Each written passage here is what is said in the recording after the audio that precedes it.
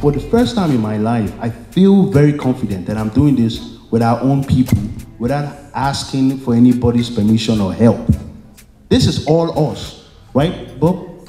It's all us, right? This is the first of many, because I know for a fact everybody here is going to be inspired to do something better when they get home. We have entrepreneurship, workforce, we have all these empowerment forums where you can be able to have young entrepreneurs who are doing startups hold their hands, kind of show them, how to register a business. We have CPAs, in the group who can teach them how to navigate the IRS, because there's a lot that comes with that. When you start a business, it's a different ballgame. You need an expert to show you.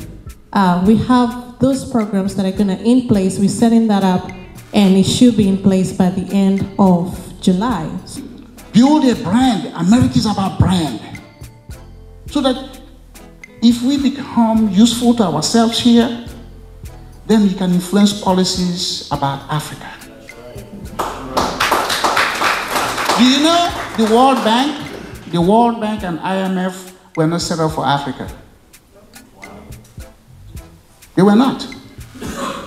The World Bank was set up specifically to address Western Europe after the World War. I'm in real estate. I'm the first native African certified as a real estate appraiser in the state of Texas in 1992. And then I'm the first African to go to Harvard, design school for real estate in 2005, okay? Okay, I don't say this first that it's a big deal. It's just to say, I said one day I'm going to go to an Ivy League school. I just said it. And then I was bored, 2005, and then I applied. I said, okay, some people think about money before they think about what they're going to do. Don't you ever do that. If you like that chick, just go after it. Okay, don't say, I don't have the money, I can't buy, because she might even have the money to buy you what you think you're going to buy her. So don't say, let me have a mansion and buy this kind of car before I go after the girl of your heart. Because she might be the one that will help you get to that thing you're thinking.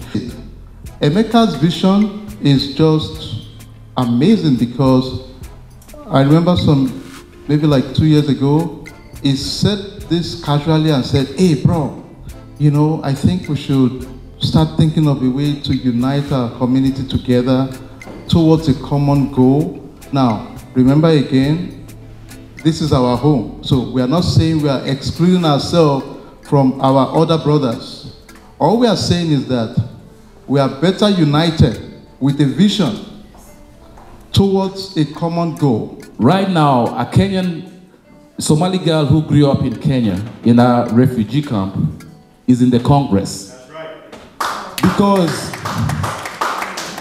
And she's a very powerful young lady. She was one of those young girls who got into Congress. She's a Somali girl who grew up in Kenya as a refugee. But because they all live in the same zip code, she is a congresswoman. Thank you, everyone. Good afternoon. My name is Sheon Famo Sikbe. From the Midwest, Indiana. I came in this morning for this event. Thank you so much. Somehow I found myself in African Expats WhatsApp group for months now. I've been there. Then when I saw this Beyond Border Empowerment, caught my attention. And I want all of us to clap for Mr. Emeka.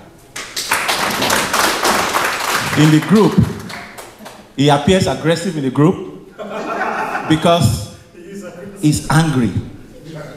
Because he thinks Africans are being left behind.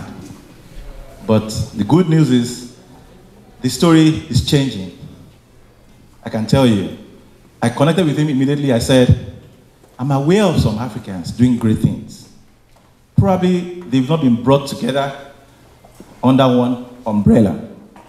First of all, I want to say thank you to Oga Emeka for putting us together here. I've always known that there is power in relationship. I'm an architect. I spent my first 10 years in Nigeria practicing before I moved here. And I've been here for a little over 4 years. And 1 + 1 in Nigeria is the same thing here. When somebody says, when you come here, you can't still practice, that's a big fat lie. Yeah. When I got here, I think I've managed over 18 apartment complexes here in DFW. It's a ground-up construction. You can borrow money against that money to pay down your house. Now your money is growing in your policy, and your house is getting paid off too. You see, there are many ways that these things can work. And then finally, income for life, right? Annuities are income for life. How many people here do you think that if tomorrow you stop working and you have to depend on your savings alone to live, how long will your savings last you before it runs out? Let's say you have a bucket of money in your 401k, maybe 200-300K, and then suddenly you cannot work, or maybe due to sickness. How long will that money last you? How far forward can you carry it? Annuities are accounts that are income for life annuities. You can set up your accounts where they can pay you money for the rest of your life, regardless of how long you live, even if it's more than the amount of money you have in that annuity. How do I know this? It's kind of interesting though.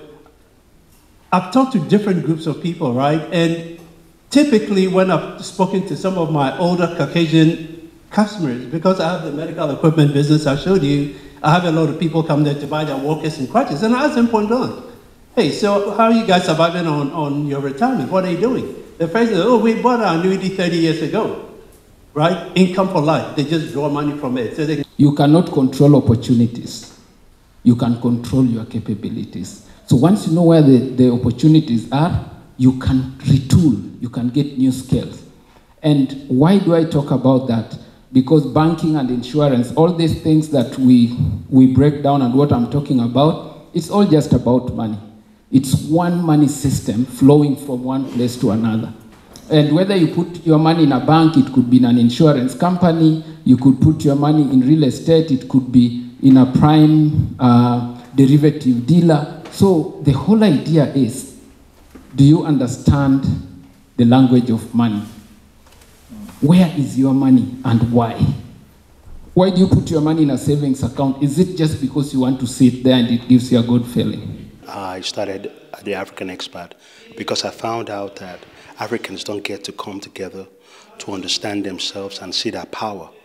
And I believe that if we could come together, our power is unlimited. And so far, it has been happening. It's taken a few years to happen, but today I could say that we finally have cracked that burden. And now today we are all together and educating each other and getting a little better than we were previous years ago.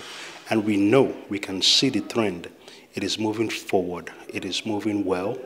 And I know in a few years it's going to be amazing for our kids.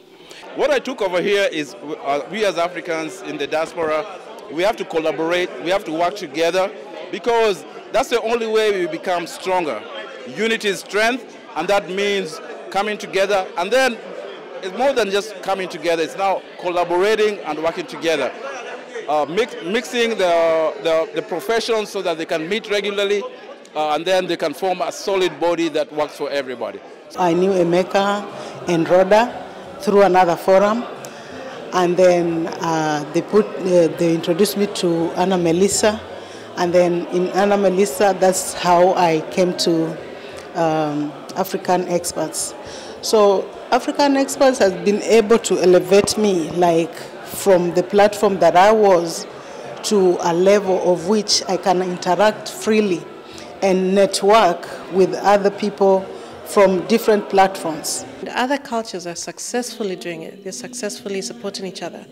Our Asian brothers and sisters, they have their own cultures, they have their own organizations where they actually support each other, they advocate for each other, even in the government, right?